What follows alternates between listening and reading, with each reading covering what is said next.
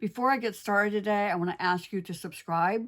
And while you're at it, hit that bell icon so that you will always get notification when there's a new episode. So hold on, here we go.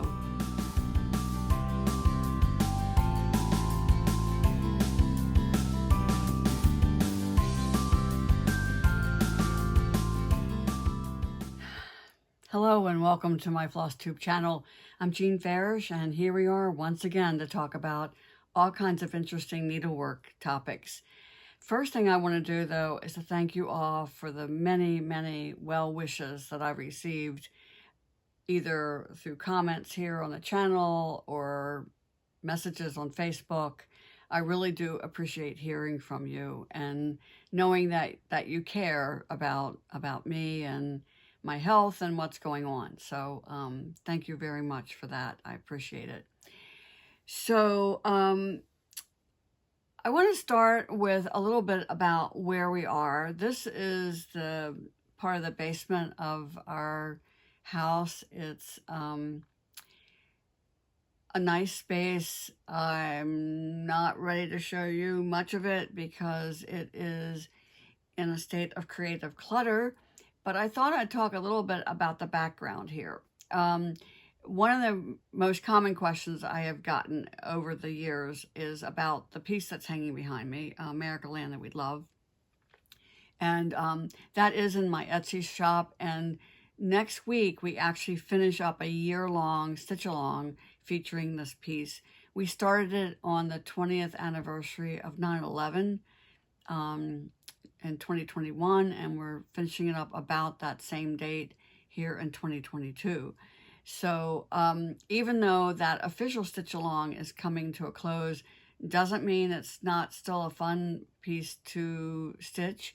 And there are a lot of people who are stitching it, and they post their progress in the JFN SAL Facebook group. That stands, of course, for Jean Farish Needleworks Stitch Along.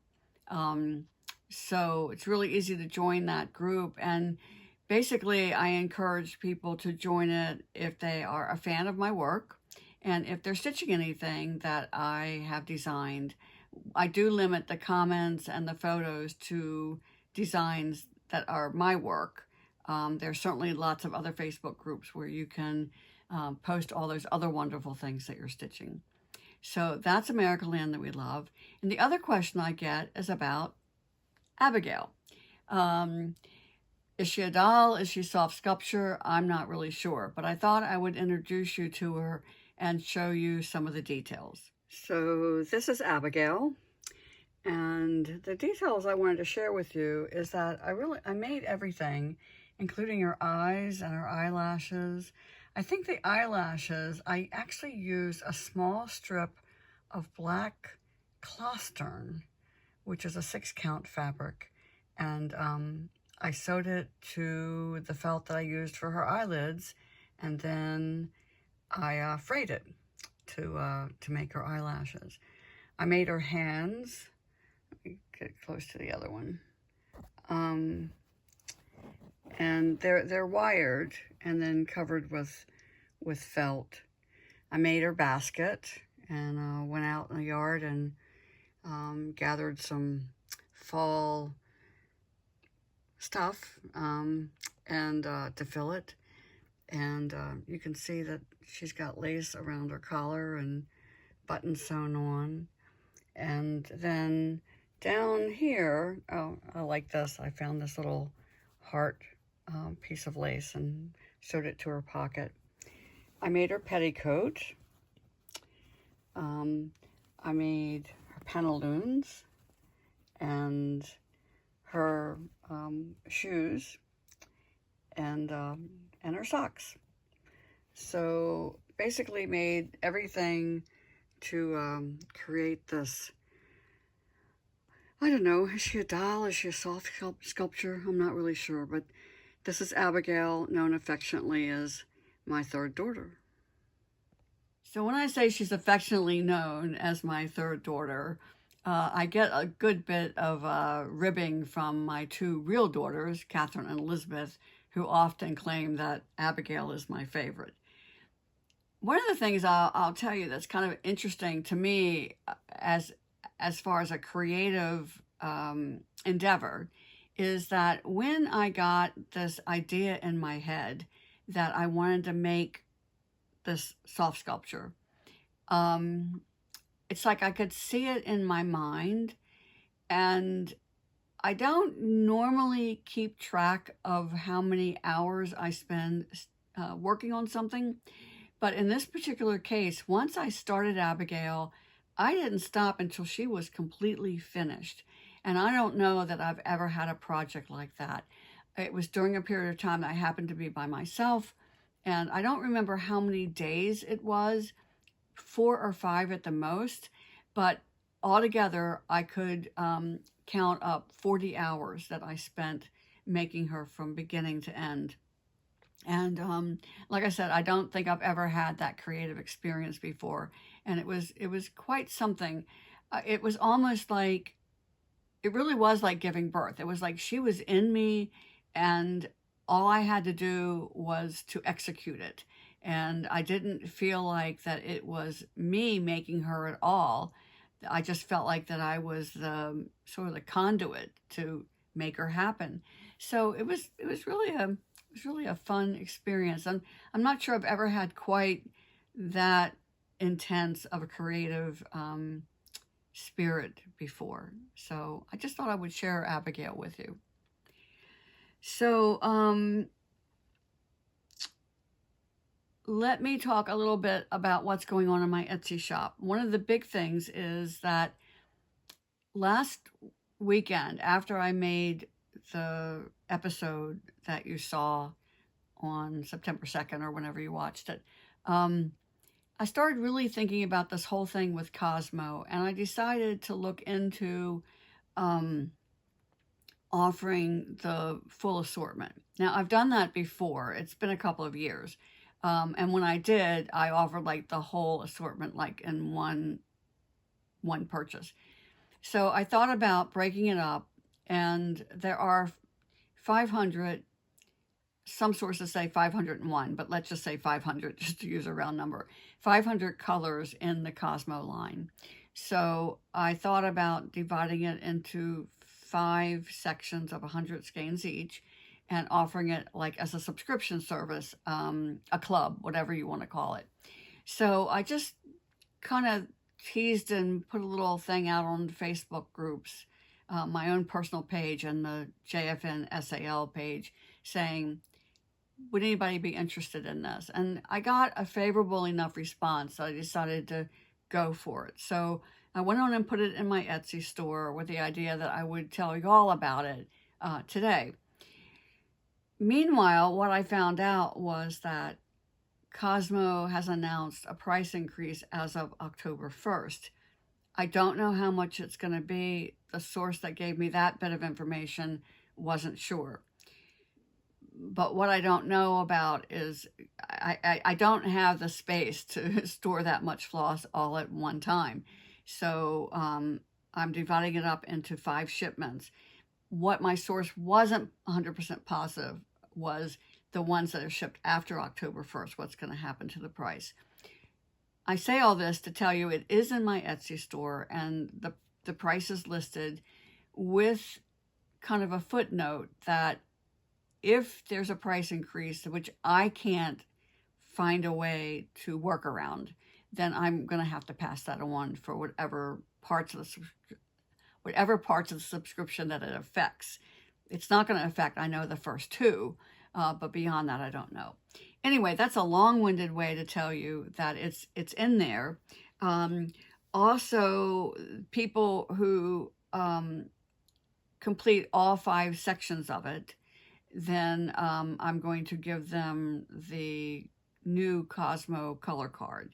Frankly, I don't even have one yet. I've placed an order so I can get one, but that will come with the last shipment for the people who do all 5.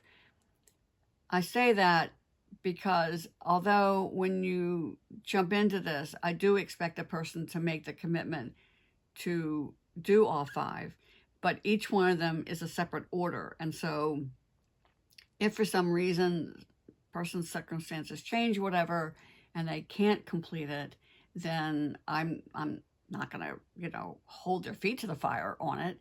And I will just ask them to let me know ahead of time if they're going to have to drop out. Anyway, so that's in my Etsy store now. Oh, the other thing is because of space and just because I am a one person operation here, I am going to limit it to 48 subscriptions. And right now, last time I checked, we're at about 22, I think. So still lots of opportunity to jump in if you want to get the whole assortment. Now, with that in mind, I want to kind of address the whole thing of what is the benefit of having a whole set of floss. And I really been thinking about this because one of the people who's interested in it sent me an email saying, kind of thinking about this, but I'm afraid that if I buy the whole set, I won't want to use it because then I won't have the whole set. And I'm just trying to figure out whether or not it's a good fit for me. My response to her is somewhat self-defeating in that I told her, I don't think this is for you. If you are buying the set just to have it and you could afford to do that in your budget, then hey, yeah, go ahead and do it. But if you're thinking that it ends up being floss you will never use and it's going to be a stretch for your budget, then I would say no, it's not a good fit. In that case, just buy the floss as you need it for the projects. So that got to me to thinking, well, for whom is it? When does it make sense to get the whole set of any line of embroidery thread? So I thought about the situations of a couple of friends of mine and one of my sisters during one period of time in her life when she had a small child and it was at least an hour each way to an embroidery shop or a needlework shop where she could get even a skein of DMC, much less anything special. And so for her, if she could afford the whole line, then yeah, it made sense. That way, when you're ready to stitch something, you can. Now, actually, maybe that's not the best example because also at that time, that was pre-computers and pre-PDFs. But right now, I mean, you have a virtual cross-stitch shop at your fingertips with the internet. So you can buy all kinds of designs and get a PDF and download them and you're ready to go as long as you've got the fabric and the thread. So fabric's a little bit easier. You can, buy a half yard of 2 or 3 of your favorite colors, counts, whatever, and have it on hand. Again, for the person whose circumstances, either geography of how far they live from a shop, or maybe they are housebound, or they have small children, or they work full-time, or they work odd hours. All of these things kind of combine to say, when does it make sense to stock up and have what you might need at a moment's notice when you're ready to stitch something? So, you know me, I'm famous for my long answers to short questions, and that is one. So whether it's Cosmo or DMC or any one of the overdyed threads, you have to weigh your time and your budget and the convenience of having it at hand. Let's see. Okay. The big thing I want to talk about today is the new girl in my life, and that is Emily Sarah Amelia Vanderpant. And I've mentioned her before in that I bought the sampler at an auction, I think 3 summers ago. My daughters are graduates of Salem Academy here in Winston-Salem. It was founded by the Moravians. It is the longest continuously operating girls' school in the United States. There are other schools that are older, so before you write me, yes, there are schools in New England that are older, but at some point in their history, their education was interrupted either by the American Revolution, the Civil War, World War I, World War II. At some point in time in their history, classes stopped. But for the Moravians in Salem, North Carolina, they never stopped. And so Catherine and Elizabeth are graduates. So when they had an auction to sell off some of their assets to raise some money, I thought, well, you know, I want to support their school. And then I discovered these wonderful samplers. And so that's how I got Jane Hattersley, and that's how I got Miss Emily. So let me start by showing you the front of Emily. And at this point, I've taken her off the mounting. So this is Emily. And let me get close up here.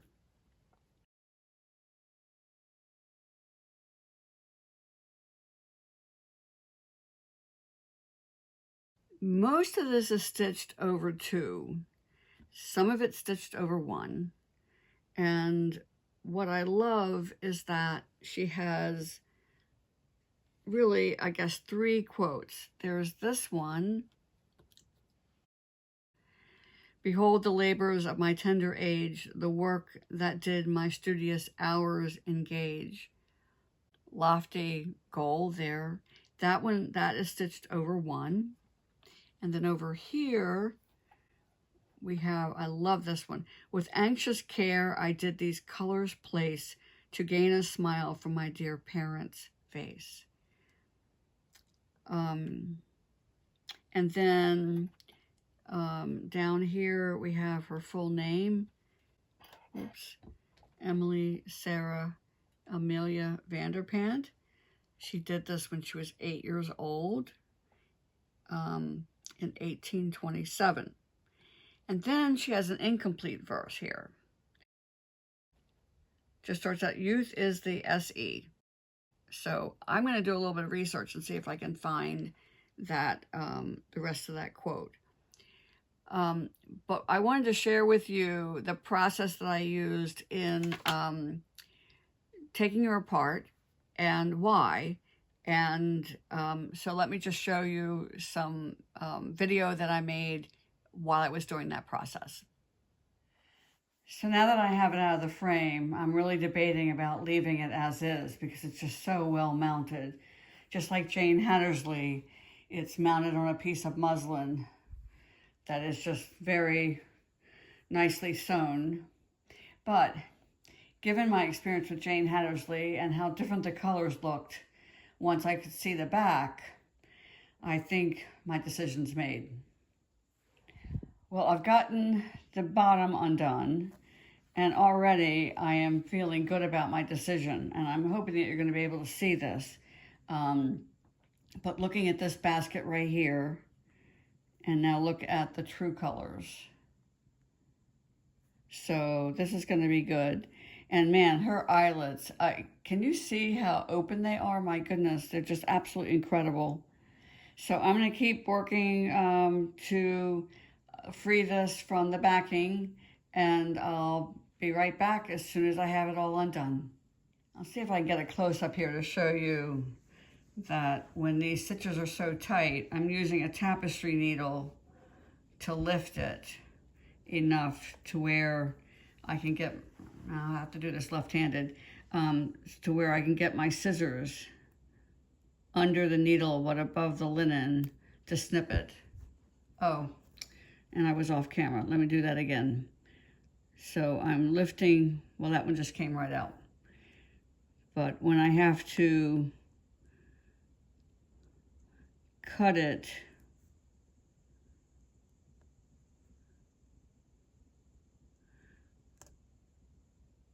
now split the thread.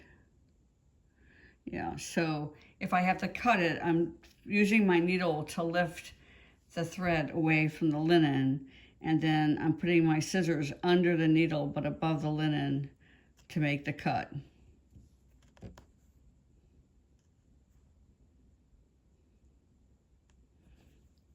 I'm really curious about the edging on this. I think it's actually the selvage of the linen.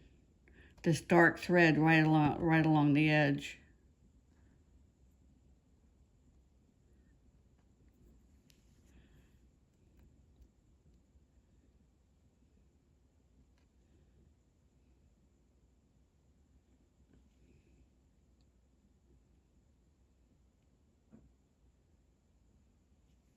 Yeah, this appears to be woven in, this dark thread right here.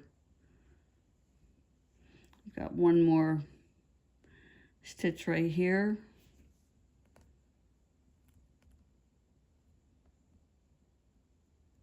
I would love to know who mounted this.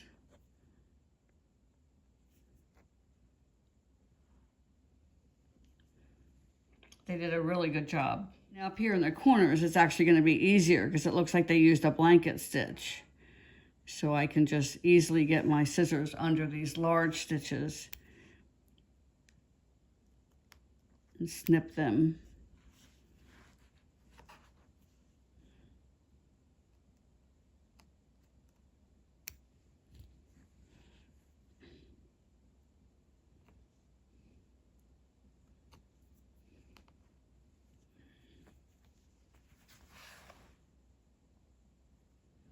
Yeah, this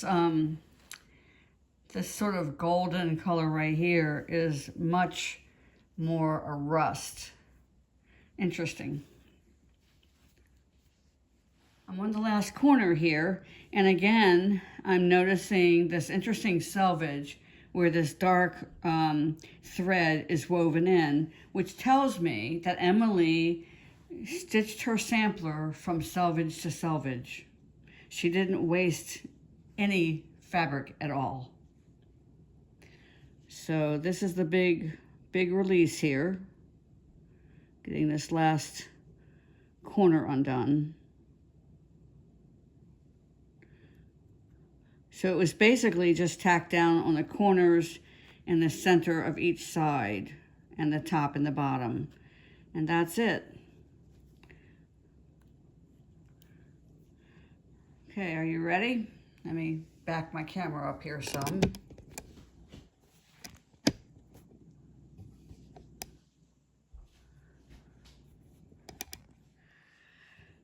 Okay, so I haven't looked yet, so you're going to be looking with me.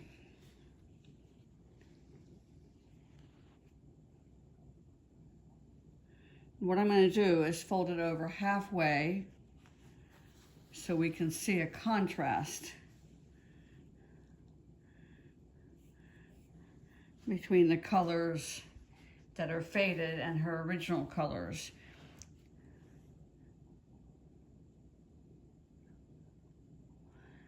I'm really seeing a difference, and I don't know if the camera's going to pick it up, but there's a big difference between the greens.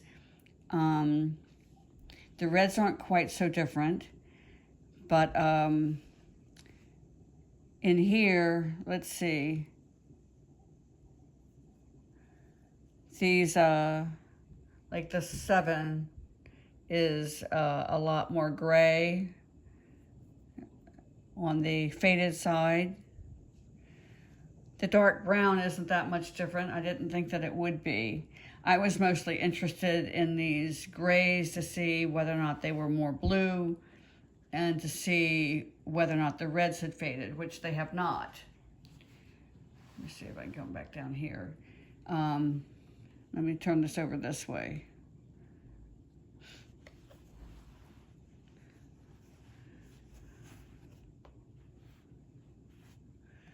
What I'm really looking at also are these baskets.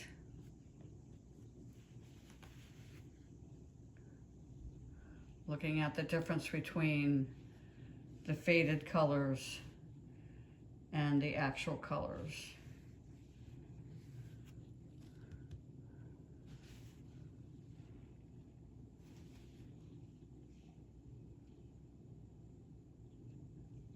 All right, so it's going to be interesting to match up and see what I can find out. Now this one's, when I stitch it, it's going to be a lot bigger than this because this is a very, very fine linen, which is going to be my next thing, is to grab a ruler and to determine exactly what the count is. Let me also add that Emily was English, which you can kind of pick up from the way she spelled the word colors, not the American spelling at all. And like all good English girls, she does have a little crown down here in the corner, right underneath her, whoops, right under her name here, a little crown. And I just love all the little, I love this little heart right here. So again, the whole reason to take it apart was so that I could see the back and use that to choose the colors as close as I possibly could to what I think Emily actually stitched with. Haven't decided yet how I'm going to use this, whether it's going to be a stitch along or what I'm going to do with it, but I will certainly keep you posted. I have started charting it. And one thing I will say is that the charting process for me is a lot like stitching. Instead of using a chart, I'm using the actual sampler. Instead of stitching with thread on fabric, instead I am plotting each stitch in my software. So it is the same as far as having to count and to figure out where stitches are relative to each other. One of the challenges with this piece, and it's true of many antique sampler reproductions when it's stitched over two, sometimes Emily would skip 3 linen threads and do her next stitch. In other words, she didn't always start next to either a vertical thread or horizontal thread. And I'm being very specific on how I'm saying that because I have addressed this before. It doesn't matter whether you start next to a horizontal thread or a vertical thread. Both of them are legitimate. Both of them work. But to keep the over two pattern going, it's a tool in your tool belt to help you keep track of where you're stitching. So please don't let anybody tell you you have to start by a vertical thread. That is just hogwash. Okay. Anyway, so the challenge for me is sometimes Emily would like let's say she stitches the letter A, skips 3 threads, does the B, skips 3 threads, does the C. Well, now I'm not going to do this with skipping 3 threads. I mean, that would just be untenable for me and for you. And so I am going to just, leave 1 space between, say, the A and the B and 2 spaces between the B and the C, which puts the C where it would be if everything was done over 2. I hope that makes sense. So that's been one challenge. The other is that, of course, she has mistakes. And she has, like up here at the top, she has, if I come in close to see this, like, okay, so here's her pattern for the border, but then up here she doesn't have that top stitch in these little buds like she has on this one. So then the question is, do I chart it or not? And I started doing this with Jane. In those cases, what I will do is I'll put it in as like what I call a ghost stitch. I will chart it using a different symbol with a note that says, in the original, this stitch does not exist.